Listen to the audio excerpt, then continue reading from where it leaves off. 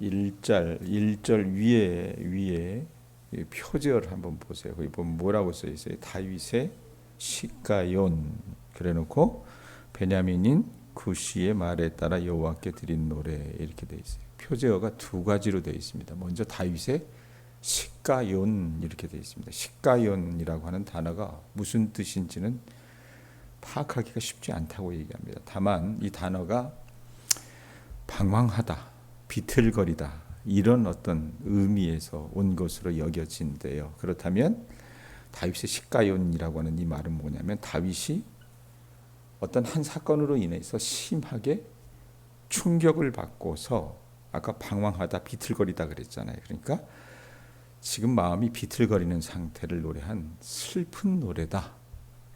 이렇게 여러분들이 수납하시면 될 것 같습니다. 자, 다윗의 시가연이라고 했을 때 그런 의미일 수 있다. 두 번째, 그럼 뭐라고 얘기해? 베냐민인 구시의 말에 따라 여호와께 드린 노래 이렇게 돼 있어요.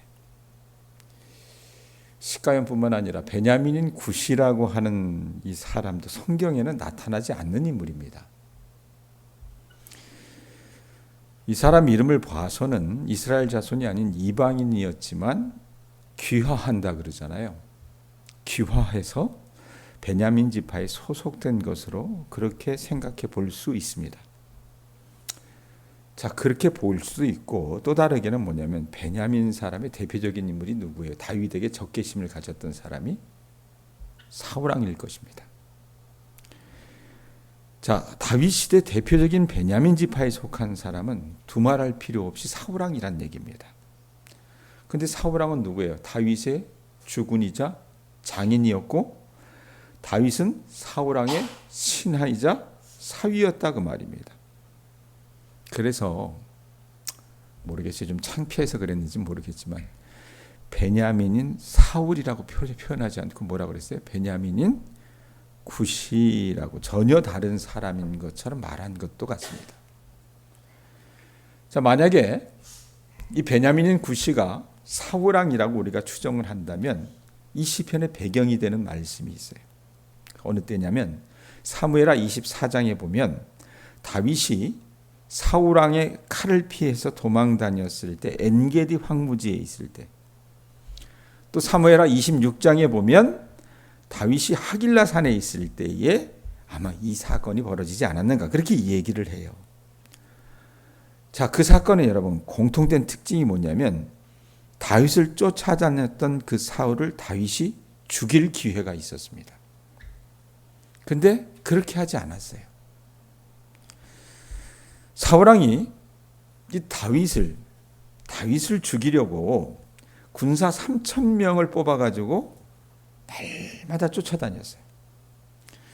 그래서 24장에 보면 엔게디 황무지에 숨어 있을 때에 사울 왕이 어떻게 뒤가 마려가지고 왕이니까 여러분 사람들 앞에서 뒤를 볼 수가 없잖아요. 동굴에 들어가서 용변을 보러 들어갔습니다. 자, 그럴 때 다윗의 부하들이 뭐라고 얘기했냐면 왕이요, 오늘이 원수를 하나님께서 당신에게 넘겨주신 날입니다 라고 말을 했어요. 그런데 다윗이 어떻게 했습니까? 용변을 보고 있는 이 사울의 겉옷자락만 가만히 베고서 굴 밖으로 나와서 이런 말을 해요. 여기 사무엘상 24장 14절에서 15절 말씀인데 제가 읽어드릴게요. 이스라엘 왕이 누구를 따라 나왔으며 누구의 뒤를 쫓나이까? 죽은 개나 벼룩을 쫓음이니이다. 그런즉 여호와께서 재판장이 되어 나와 왕 사이에 심판하사 나의 사정을 살펴 억울함을 풀어주시고 나를 왕의 손에서 건지시기를 원하나이다. 이런 표현이 있어요. 이게 뭐냐면 다윗이 사울에게 하소연하는 겁니다. 왕이여, 당신은 이스라엘의 왕이지 않으십니까? 그런 분이 어떻게 죽은 개나 벼룩과 같은 그런 사람의 뒤를 뒤쫓고 계십니까? 라고 반문하는 거예요. 아마 다윗이 평소에 자기를 그런 존재로 생각을 했던 모양입니다. 자, 24장에 사무엘상 24장에 이런 내용이 있었다 그랬어요. 또 하나 다윗이 십광야라고 하는 하길라산에 머물렀을 때에 그때도 사울의 군대가 다윗을 쫓아왔어요. 자, 이번에도 다윗과 함께한 사람들이 하나님이 오늘 당신의 원수를 당신 손에 넘기셨습니다라고 말했어요. 하지만 다윗은 뭐라고 얘기하냐면 아니야, 그건 아니야 라고 얘기하면서 밤에 이때는 왕이 동굴에 들어와서 잠을 잤습니다. 사울 왕의 머리맡에 있던 창과 물병만을 가지고 나왔어요. 죽이지 않고. 그러고 나서 동굴에서 나가는 사울 왕에게 이런 말을 합니다. 다윗이 사무엘상 26장 20절에 보면 그런즉 청하건대 여호와 앞에서 먼 이곳에서 이제 나의 피가 땅에 흐르지 말게 하옵소서. 이는 산에서 매출하기를 사냥하는 자와 같이 이스라엘 왕이 한 벼룩을 수색하려 나오셨습니다. 왕 자기에 비하면, 사울에 비하면 자기는 어떻게 해요? 벼룩에 지나지 않는다, 매출하게 지나지 않는다는 얘기입니다. 자, 뭘 얘기하려고 하냐면 다윗이요, 사울을 죽일 기회가 있었잖아요. 다윗의 수하들도 어땠습니까? 요때가 그때다라고 얘기를 했어요. 그런데 다윗은 어떻게 해요? 그 기회를 그렇게 사용하지 않았습니다. 다윗이 사울 왕에게 쫓겨다녔습니다. 잘못한 것이 없음에도 불구하고 쫓겨다녔어요.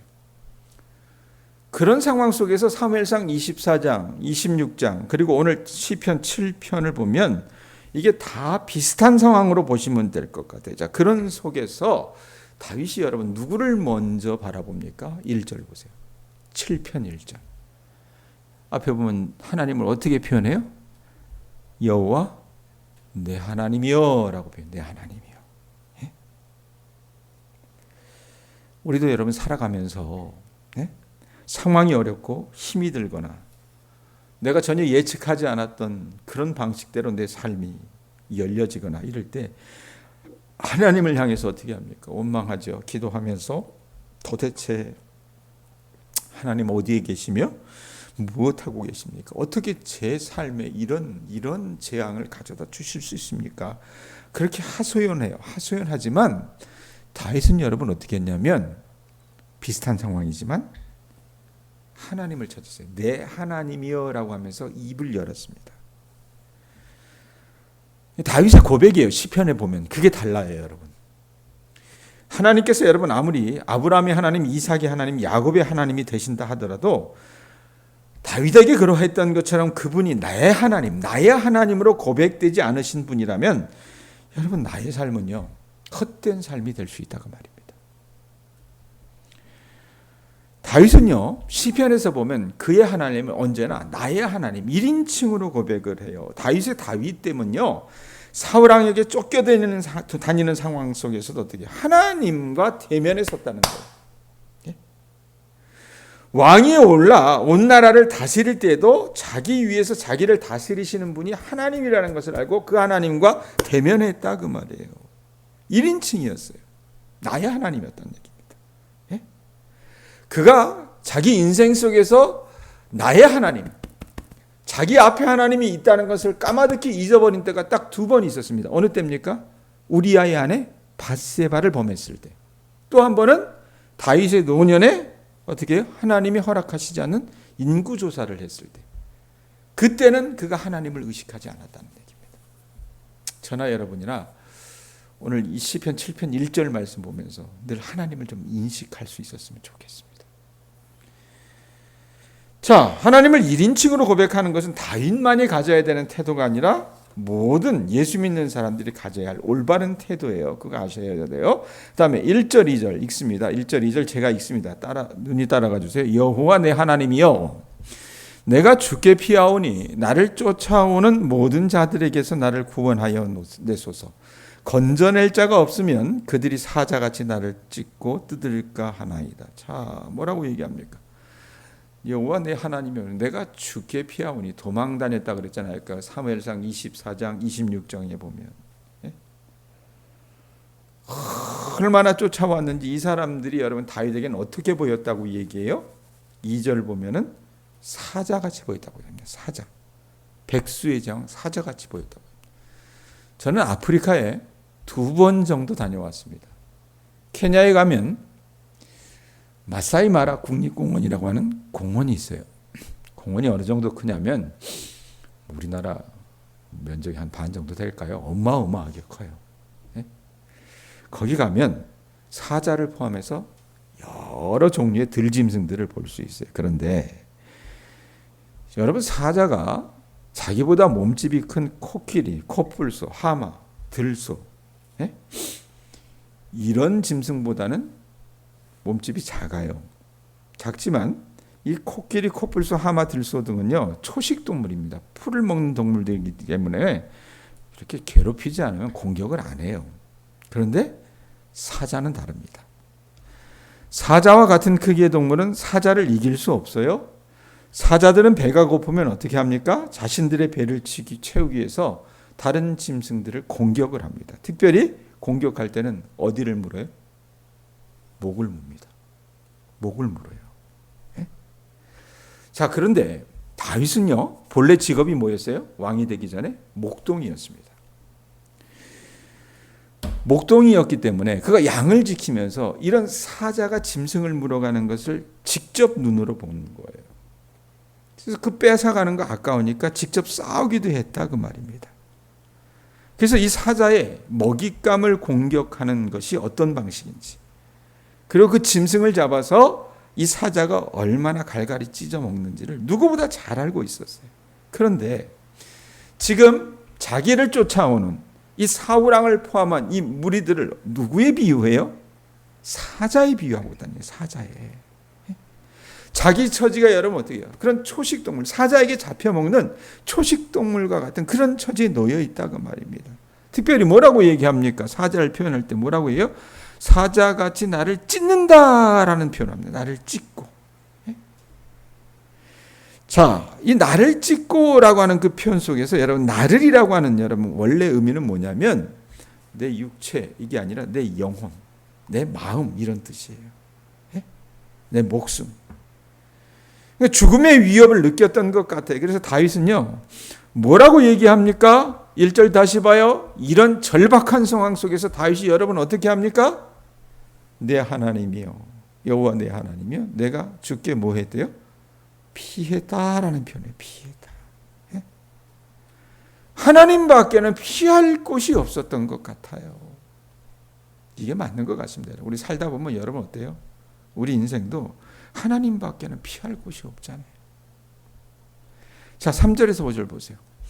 여호와 내 하나님이여, 내가 이런 일을 행하였거나 내 손에 죄악이 있거나 화친한 자를 악으로 갚았거나 내 대적에게서 까닭 없이 빼앗았거든 원수가 나의 영혼을 쫓아잡아 내 생명을 땅에 짓밟게 하고 내 영광을 먼지 속에 살게 하소서. 셀라.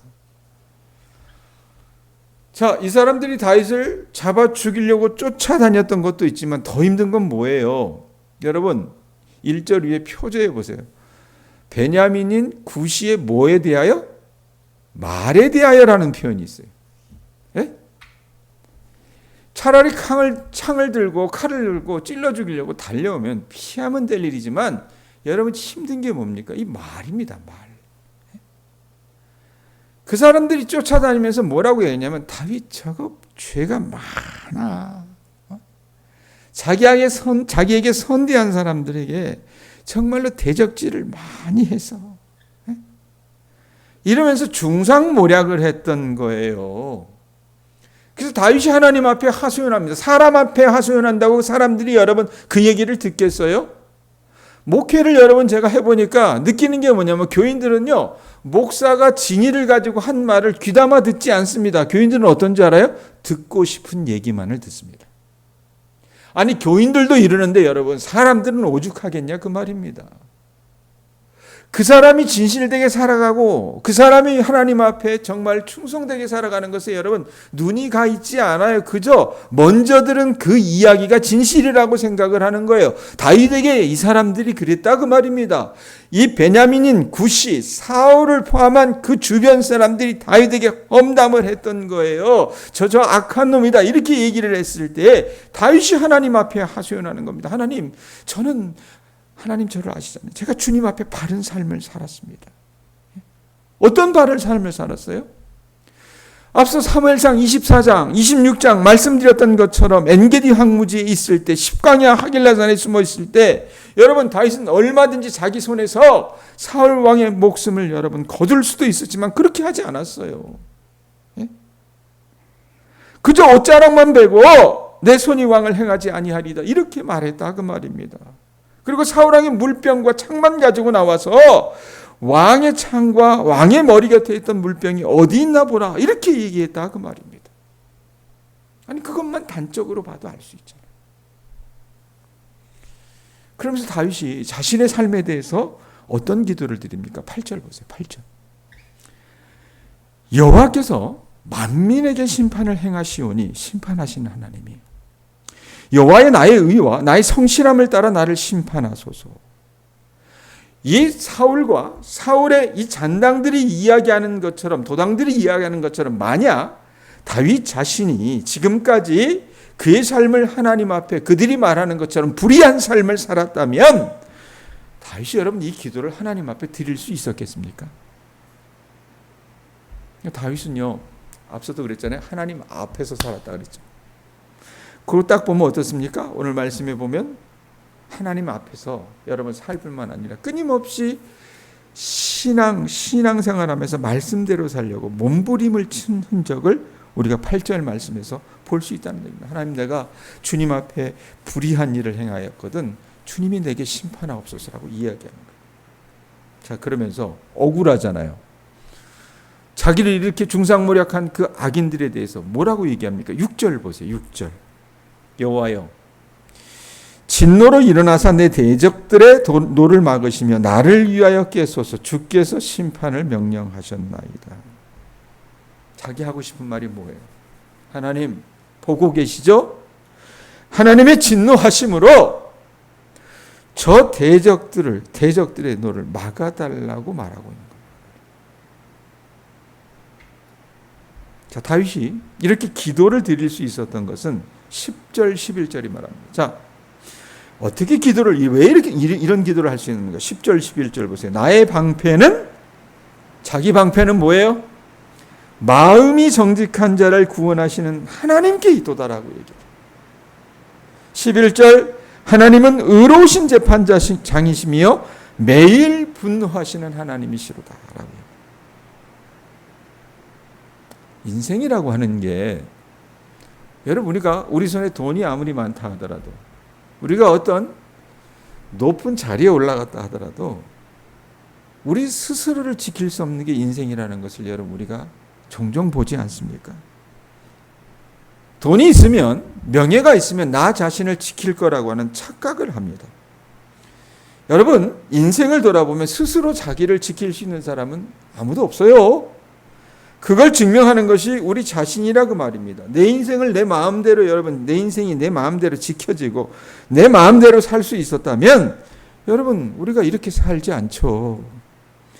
하나님만이 우리를 지켜주실 수 있는 존재라는 얘기예요. 그리고 하나님께서 의로우신 분이시기 때문에 비록 우리가 억울하게 보이는 어려움을 이 세상 살면서 당해도 그 하나님을 내가 바라보기 때문에 하나님이 나중에 다 심판하시기 때문에 소망 가운데 살 수 있다 그 말입니다. 주님만이 온전히 분노하시는 분이기 때문에 그렇다는 얘기입니다. 자, 그러면서 17절 말씀을 어떻게 맺습니까? 17절 보세요. 내가 여호와께 그의 의를 따라 감사하며 지존하신 여호와의 이름을 찬양하리로다라고 얘기합니다.